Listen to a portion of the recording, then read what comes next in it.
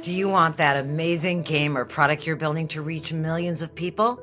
Then remember these two magic words: scope down. Of course, that's not the whole story. You still need to build the right product for the right people. But at the end of the day, far too many startups die trying to cram too many features into their first release. I don't want that to happen to you. So in this video, I'm going to show you why reducing scope is a power move. Let's get into it. Back when George Lucas wrote the first draft of Star Wars, the script was way too long for one movie. So instead of trying to rush through a 6-hour script in a 2-hour movie, George made a bold decision to turn just the first act into its own movie and save the rest for later. George's bet paid off. The first Star Wars movie was a smash success, quickly followed by 2 acclaimed sequels, The Empire Strikes Back and Return of the Jedi. And George isn't alone in struggling with this. Figuring out what to launch first and what to save for later is a key part of any creative endeavor.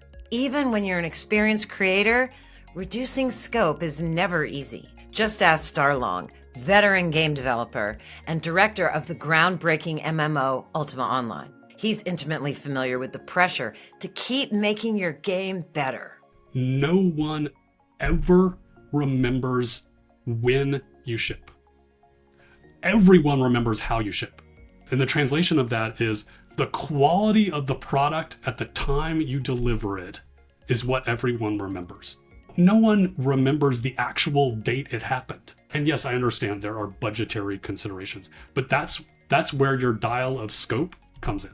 So how do you deliver a high-quality product or game and get it shipped? You need to ruthlessly prioritize and look for what you can cut or save for later. Starr calls this the dial of scope.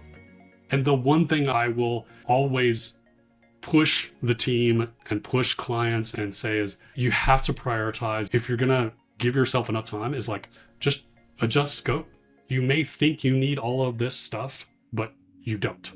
And if I could go back in time on literally every single product I have ever made, I would reduce scope. And it turns out that no matter how many times you've done it, reducing scope is always a challenge. So let's take some inspiration from George Lucas and ask ourselves, what's the first act and what can we save for later? Experienced creators know that reducing scope gets easier if you make a list of all the features that you might be able to cut or save for later. Literally the first thing I make every team do and every client is make a top 10 list and revisit it every sprint. What I try to get them to understand is it's not going to be right the first time. You're going to put things in the wrong order and we're just going to adjust it every month. And you're going to move things up and down. But what it gives you is this tool to say things at the bottom are going to fall off. And that's okay. Reduction is your most powerful tool. It's not creation. It's reduction. And reducing scope isn't just about reducing the number of features. It's also about making the product easier to build and test. And bonus, a product that's simpler to build and test is gonna be simpler to use. So if you're a product manager or a creative lead of any kind, remember, reducing scope is a big part of your job. It doesn't mean you're making your product weaker.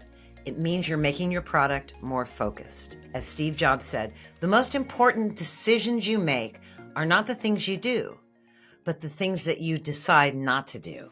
I hope this video inspired you and helped you get excited about the power of scoping. If you enjoyed it, go ahead and give us a thumbs up. That'll let us know to make more videos like this for you. And if you'd like to dive into my complete interview with Starr Long, you can do that right here. I'll see you soon.